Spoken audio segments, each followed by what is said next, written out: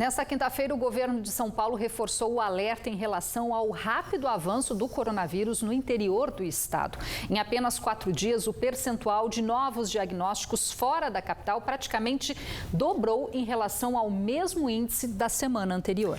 O registro de novos casos também não para de crescer nas cidades da região, que ainda está na fase laranja, considerada de atenção, ou seja, não regredimos ainda por contar com uma boa rede de atendimento hospitalar. Mas apesar dos números, cidades como São José dos Campos, que concentra quase a metade do total de casos confirmados no Vale do Paraíba, a variação diária tem ficado mais estável nas últimas semanas. E é sobre esse assunto que a gente conversa agora com o médico oftalmologista Sebastião Domingues, conectado com a gente aqui via Skype. Olá, doutor, seja bem-vindo ao Band Cidade.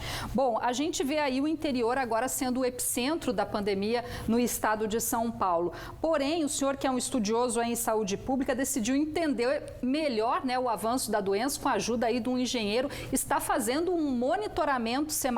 E qual é o resultado desse levantamento, dessa avaliação que o senhor está fazendo aí? É uma tendência do achatamento da curva? Boa noite. Boa noite, Cosmara. Boa noite, Otávio.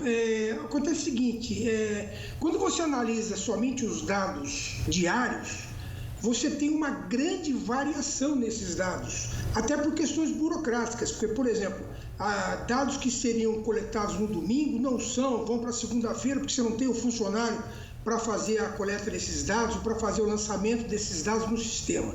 Então, o mais correto, que parece mais correto, eu não sou especialista em estatística, é você fazer uma avaliação semanal dos casos, porque quando você faz uma avaliação semanal, você tira essas possíveis interferências que ocorrem no dia a dia da contagem dos casos.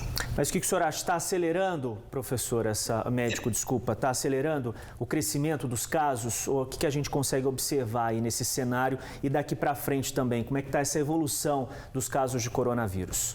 Eu estou falando só de São José dos Campos, que são os dados que eu tenho coletado, Se você observa a evolução semanal dos casos, você observa que há uma estabilidade. Quando eu falo estabilidade, não é que o número de casos ficou inalterado, muito pelo contrário, ele aumenta todo dia. Há uma estabilidade no aumento, quer dizer, ele vem aumentando semanalmente entre 30% e 34%. Certo. Nas 9 semanas que eu estou acompanhando, é isso que está acontecendo. Mas as pessoas têm que entender que os casos novos que são acrescidos, os 2.000 e poucos casos que nós temos hoje, quer dizer, esses casos vão continuar lá na estatística.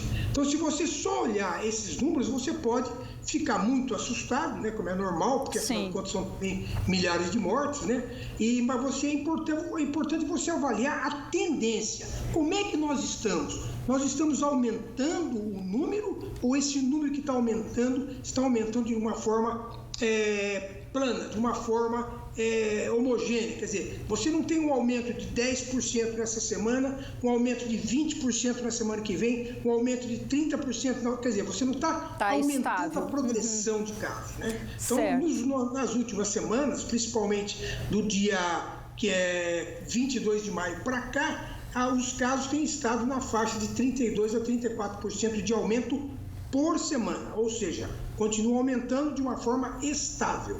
Tá certo então, doutor, mas isso não quer dizer que as pessoas precisam descuidar, Eu gostaria muito de agradecer a sua participação aqui conosco. Boa noite. Boa noite. Obrigado a você. Boa noite.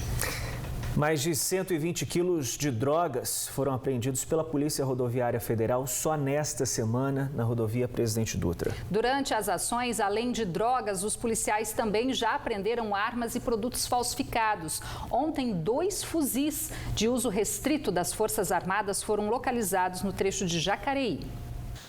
Os fuzis estavam escondidos no fundo falso do banco traseiro de um carro. Os policiais localizaram as armas de uso restrito das Forças Armadas durante uma abordagem na Via Dutra, em Jacareí.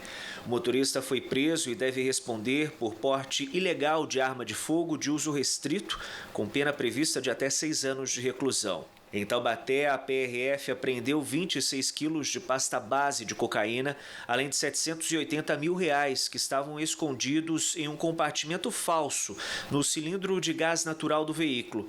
O motorista disse que foi contratado para fazer o transporte do entorpecente. Ele pegou a carga em São Bernardo do Campo, no ABC Paulista, e levaria até o bairro do Botafogo, no Rio de Janeiro. Desde o início da semana, mais de 120 quilos de drogas foram localizados pela Polícia Rodoviária Federal. Criminosos usam a Via Dutra como rota para levar os entorpecentes de um estado para o outro.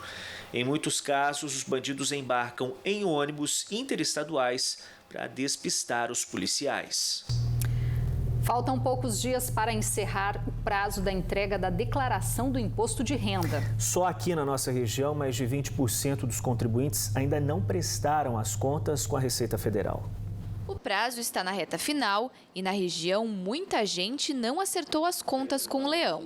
No Vale do Paraíba, cerca de 120 mil pessoas ainda não entregaram a declaração do imposto de renda, o que corresponde a 24% dos contribuintes. Este analista tributário da Receita Federal alerta para que as pessoas não deixem para a última hora, pois podem acontecer imprevistos. Normalmente, no último dia, o prazo de entrega da declaração, cerca de 10% do quantitativo de declarações que a gente espera receber, a gente recebe no último dia. Mas o problema não é o congestionamento. Não terá problema de congestionamento porque o sistema da Receita vai ter condições de receber um número de declarações muito maior. O problema é o contribuinte ter algum problema no computador dele, ter algum problema de acesso à internet e ele não conseguir fazer a declaração. Por isso que ele não deve deixar para fazer a declaração no último dia. O número de pessoas que ainda não fizeram o procedimento perto do fim do prazo, no entanto, é menor que em 2019. A explicação é que neste ano a Receita Federal deu mais 2 meses para os contribuintes, porque devido à pandemia, muitos estavam com dificuldade de conseguir algumas documentações. A entrega da declaração do imposto de renda deve ser feita no site da Receita Federal até a meia-noite da próxima terça-feira, 30 de junho. Quem perder o prazo pode ter prejuízos. O contribuinte que não cumprir esse prazo, ele vai ter que pagar uma multa. A multa por atraso na entrega da declaração, a multa é de 1% ao mês sobre o imposto devido. O valor mínimo da multa é de R$ 165,74 e o valor máximo da multa chega até 20% do imposto devido. Então, o contribuinte que perde o prazo tem que pagar a multa. E dependendo do valor do imposto devido, a multa fica muito alta. E além da multa, se ele também perdeu o prazo, se na hora de apurar o imposto da sua declaração der imposto a pagar, o imposto ele também vai pagar fora do prazo. E a chegada de uma frente fria traz chuva para a nossa região. Os detalhes com a Desirê Brant da Somar. Olá, muito boa noite. Boa noite também a todos que nos acompanham. Uma frente fria está cada vez mais perto do estado de São Paulo. O sistema já provocou fortes temporais na região sul do Brasil e a partir de amanhã, a tal frente fria espalha nuvens de chuva por grande parte do estado paulista. Taubaté já terá uma sexta-feira com pancadas de chuva e máxima de 24 graus. No fim de semana também vai chover e vai esfriar. No domingo, a máxima não vai passar dos 19 graus. São José dos Campos também com chuva na sexta-feira e máxima de 22 graus. No domingo, ainda com chuva, a máxima não vai passar dos 18. E semana que vem tem mais previsão de chuva para o estado de São Paulo. Depois do intervalo, denúncias na Procuradoria Regional do Trabalho revelam falhas de empresários da região na proteção de funcionários contra o coronavírus. Hora certa para você, 7 horas e 11 minutinhos. Continue com a gente, em instantes estamos de volta.